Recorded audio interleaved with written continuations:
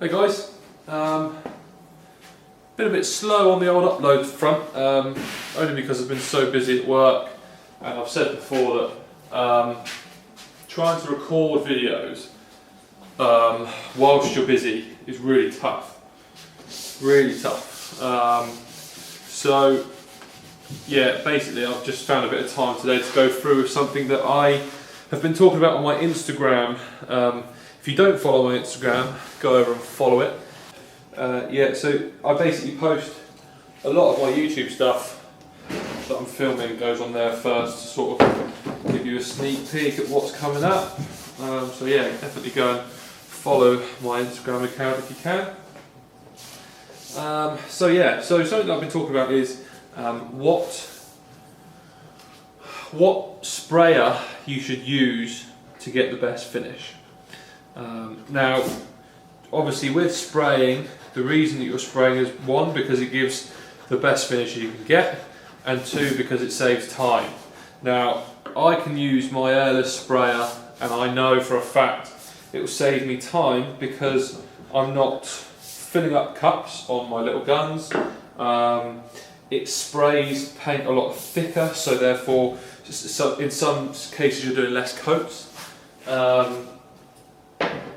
But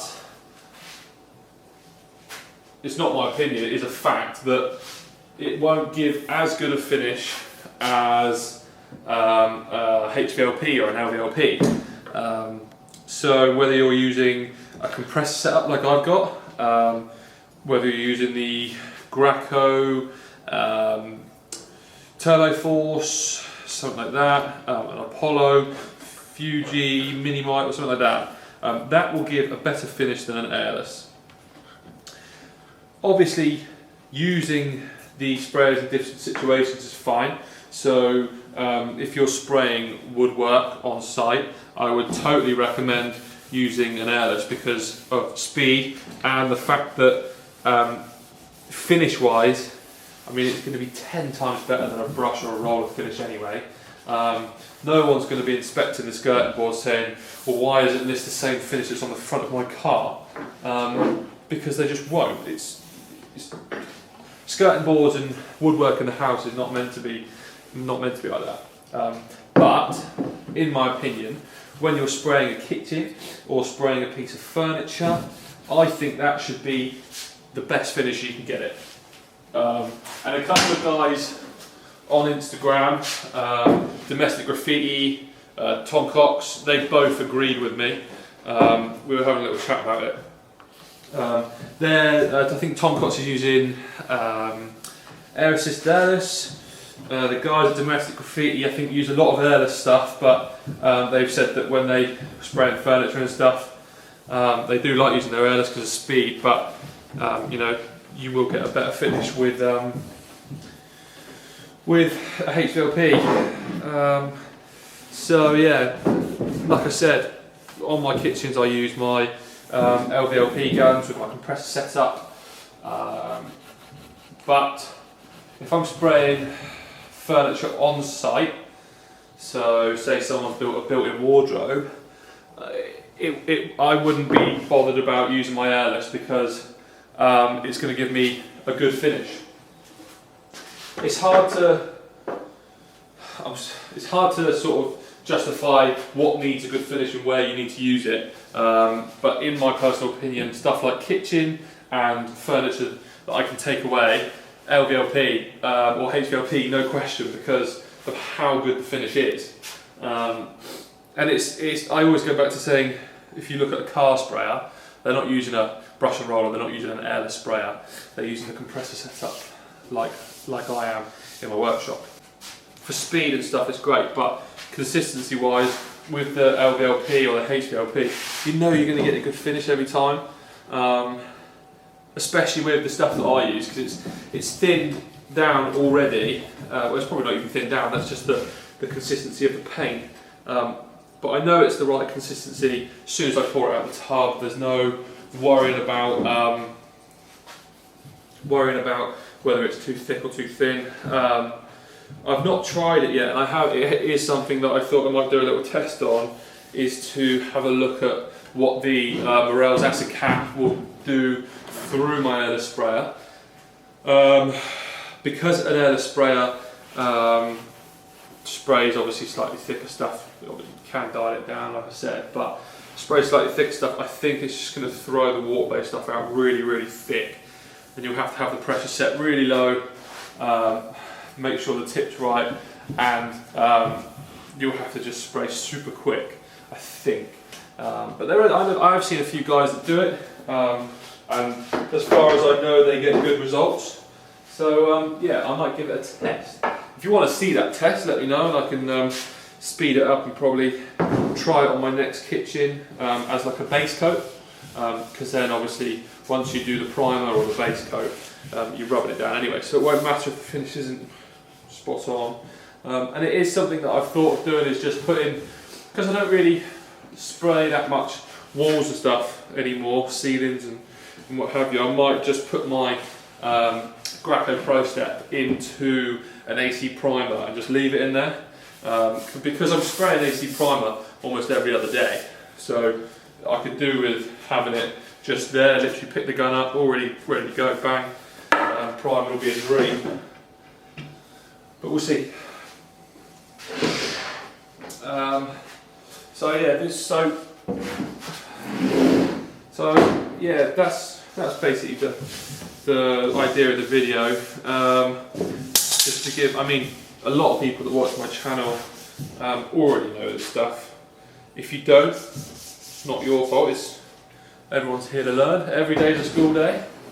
I mean, when I first started spraying, I was absolutely clueless, but with a bit of experience, a bit of help from people, you gain the knowledge, and that's how you obviously become better.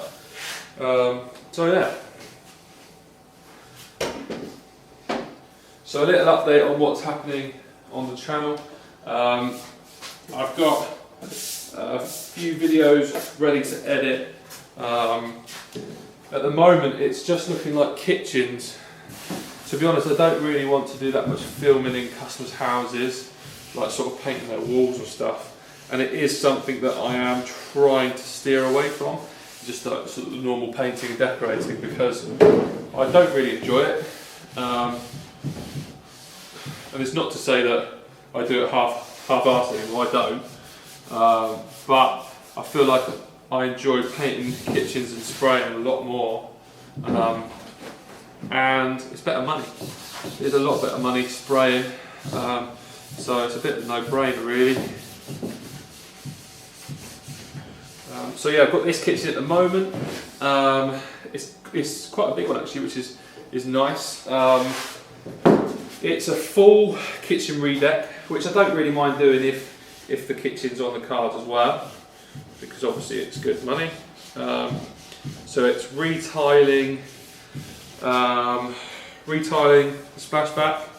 I had to peel off one of those, I don't know if you've seen them, like a massive square glass splashback, and I've done one before, and it's just an absolute nightmare because it all shatters and goes everywhere. So I got some carpet protector, which is like the plastic stuff you do on the carpet, put that over it as like a film, and it worked quite well. But it did shatter everywhere, but I didn't have much glass on my arms by the end of the day. So yeah, we took that off yesterday, retiled it all this morning. So at the moment I'm in the shop, just basically going over all this. So I've already primed most of the doors, I just didn't have time to do this overnight. But I'm going to pull a bit of a shift tonight, I think, get this done. And then, so prime all this, go back onto site this afternoon. It's about 12 o'clock at the moment. Go back to site this afternoon and grout it all. So obviously it's been drying, the adhesive, so grout it all. And then tomorrow we're going to be decorating the room. It's only a small kitchen, and we're going to be painting the carcasses, which tomorrow will be Thursday, and then Friday we will put it all back together. So thanks for watching the video. Hopefully there will be a bit more of an influx of videos now. It's just this past sort of 2 weeks, a lot of jobs have crossed over, and it's just been a pain in the arse, a bit stressful, but we're out of it now. So yeah. So like I said, follow my Instagram if you don't follow it. On Facebook, I've got a business page which I use for mainly working for my customers can email me and go through sort of quotes and stuff like that. So going like that, that's EC Painting and Decorating.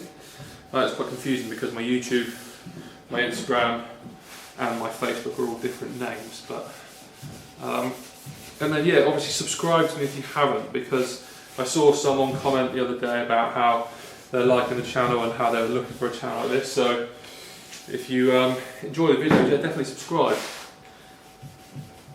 So I'm going to crack on with this kitchen, and yeah, cheers.